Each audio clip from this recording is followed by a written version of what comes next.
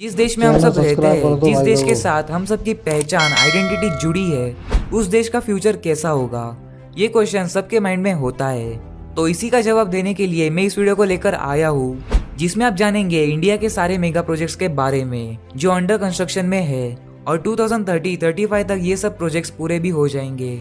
सबसे पहले इस आर्टिकल को देखो, जिसमें ये साफ साफ लिखा है कि हमारा इंडिया 2030 तक एशिया का दूसरा सबसे बड़ा इकोनॉमी बन जाएगा। और ये प्रिडिक्शंस है कि इंडिया फ्यूचर में वर्ल्ड के इकोनॉमिक शेयर के हिसाब से थर्ड पोजीशन पे आ जाएगा with a share of 6.8% GDP.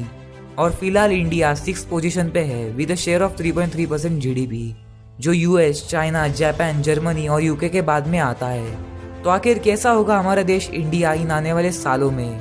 How would be India till 2030?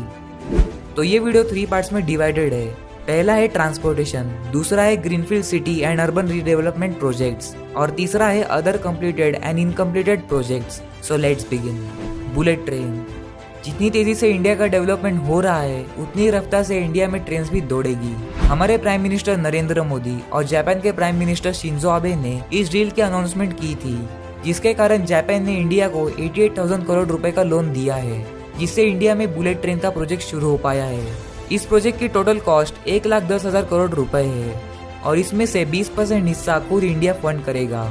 ये बुलेट ट्रेन मुंबई से अहमदाबाद तक होगी और ट्रैवल करने में 2 घंटे लगेंगे, जो अभी 8 घंटे लगते हैं। और इस हाई स्पीड रेल की top speed 350 kilometre per hour की रहेगी। इसका 21 किलोमीटर का एक पैच पानी में से गुजरेगा। ये प्रोजेक्ट 2020 में शुरू होकर 2023 तक खत्म होने वाला था, पर अभी ये 2028 तक पूरा हो जाएगा। और डिले होने के चलते इसकी कॉस्ट भी बढ़ सकती है। चेनाब ब्रिज। इंडिया के जम्मू कश्मीर राज्य में दुनिया का सबसे ऊंचा रेलवे आर्क ब्रिज बन रहा है। चेनाब नदी पर बन रहे इस आइकॉनिक ब्रिज की लेंथ 1315 मीटर्स है और वही नदी से ऊपर की ऊंचाई 359 मीटर्स है। इस ब्रिज को बनाने में अब तक 10 साल से भी ज्यादा का समय लगा है और ये दिसंबर 2022 तक पूरा हो जाएगा। ये ब्रिज जोन 5 के हाई इंटेंसिटी के साथ अर्थक्वेक को भी झेल सकता है। ब्रिज को इस तरह से डिजाइन किया गया है कि ये कम से कम 120 साल तक टिका रहे। इस पर रेल की पटरियां इस तरह से बिछाई जाएगी कि उस पर से train maximum 100 kilometre per hour की स्पीड से चल सके। ब्रिज के अलग अलग पार्ट्स को जोड़ने के लिए लगभग 584 किलोमीटर लंबी वेल्डिंग की गई है। आतंकवादियों और हमलों से ब्रिज को बचाने के लिए बहुत ही सेफ्टी ली गई है, क्योंकि ब्रिज से पाकिस्तानी बॉर्डर सिर्फ 65 किलोमीटर दूर है। वहाँ मौजूद चेनाब नदी के इतने ऊपर से ब्रिज को बनाना बहुत मुश्किल है, इसीलिए इसका कंस्ट्रक्शन इंडिया के किसी भी रेल नेटवर्क के सामने आने वाली सबसे कठिन चुनौती है। ब्रिज के केबल क्रेन की ऊंचाई 127 मीटर्स है, जो कुतुब मीनार से भी ऊंचा है। और वही फ्रांस के कैपिटल पेरिस के फेमस एफिल टावर से भी ये चेनाब ब्रिज ऊंचा है। और चेनाब ब्रिज के कंस्ट्रक्शन की कॉस्ट 1486 करोड़ रुपए है।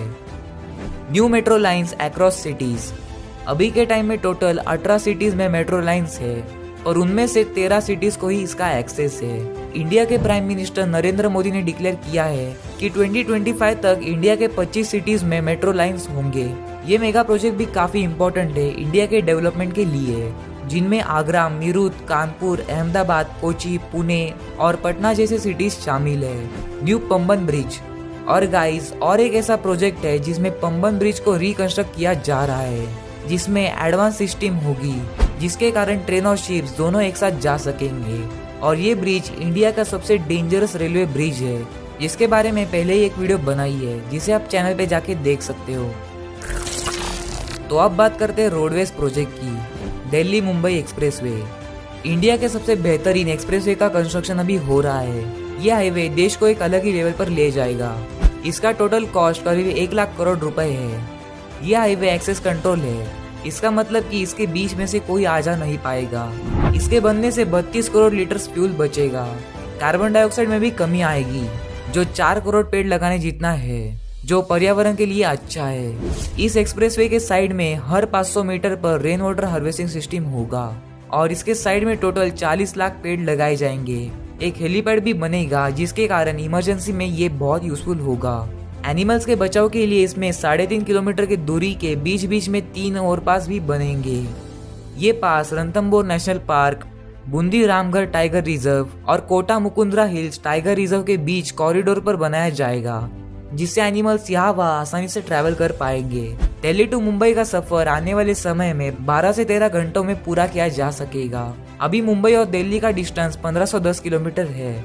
वही एक्सप्रेसवे बनने के बाद 1380 किलोमीटर रह जाएगा और इस हाईवे में टोटल 8 लेन्स होंगे, जिसे 12 लेन्स तक एक्सपांड किया जा सकेगा और ये 2023 तक कंप्लीट हो जाएगा, जो इंडिया का सबसे लंबा और बिजिएस्ट एक्सप्रेसवे बन जाएगा।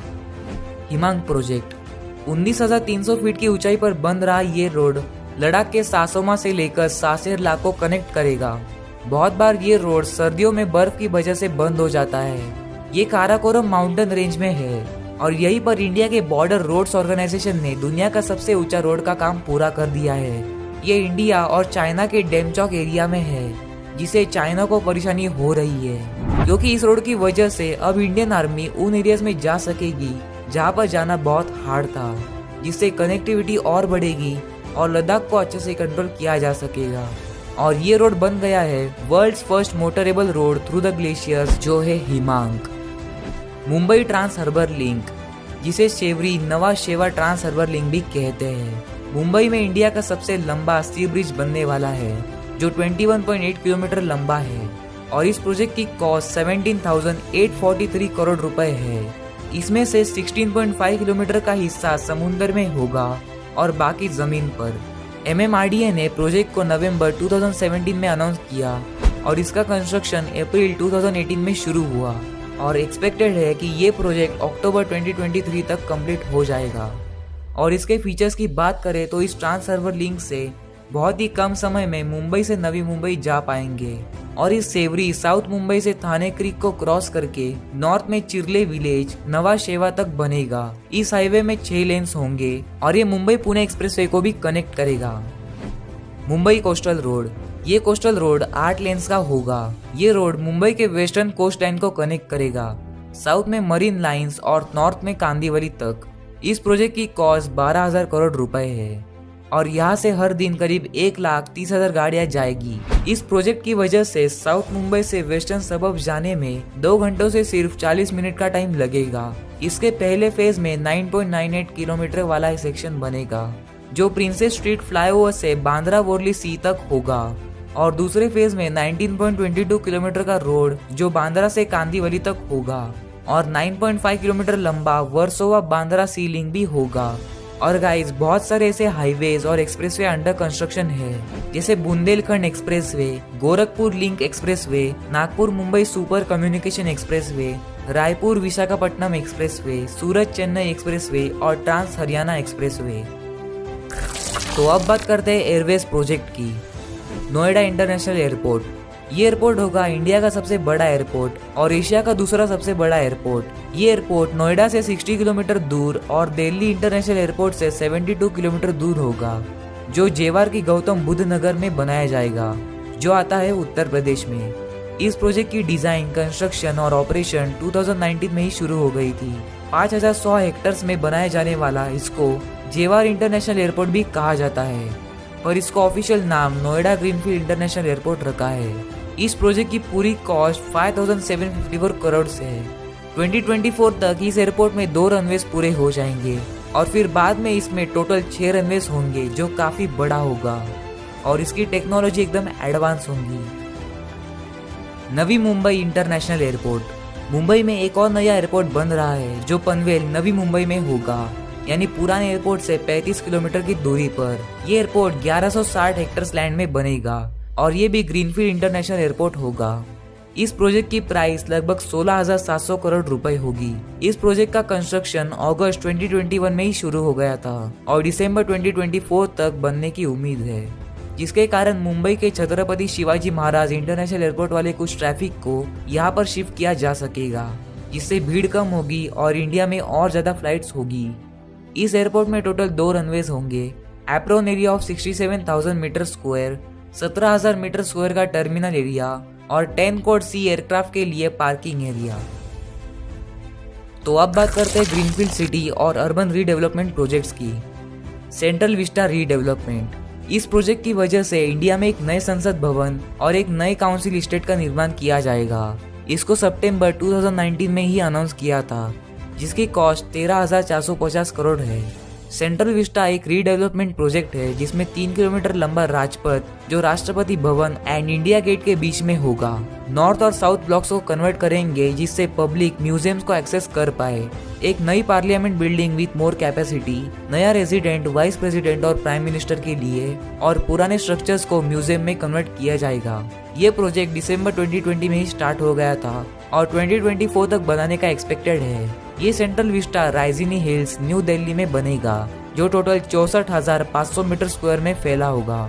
सागरमाला प्रोजेक्ट, इस प्रोजेक्ट का मेन मोटिव है टाइम और पैसे को बचाना, यानी जो इंडिया के कोस्टल रीजन के पोर्ट्स है उनको रिनोवेट करके नया बनाना, जिससे समुद्र के रास्ते गुड्स की ट्रांसपोर्टेशन और भी आसान और कम कॉस्ट में होगी। सुपर स्पायरा, ये बिल्डिंग नॉर्थ इंडिया की सबसे बड़ी बिल्डिंग और पूरे इंडिया में दूसरी सबसे बड़ी बिल्डिंग होगी। इसमें टोटल 80 फ्लोर्स होंगे और ये 300 मीटर ऊंचा स्काई स्क्रैपर होगा। ये नोएडा उत्तर प्रदेश में लोकेटेड है और इस कैटेगरी के बाकी के प्रोजेक्ट्स में smart cities mission, Navya Ayodhya, diamond research and mercantile city, Dholera, gift city, India international convention and expo centre IICC, Pragati Maidan revamp और new Delhi world trade centre है। सो गाइस, आपने एक बात नोटिस की होगी कि जो भी अभी इंडिया के अंडर कंस्ट्रक्शन मेगा प्रोजेक्ट्स है उसमें से आधे से भी ज्यादा प्रोजेक्ट्स मुंबई या कहे वेस्ट इंडिया के हैं।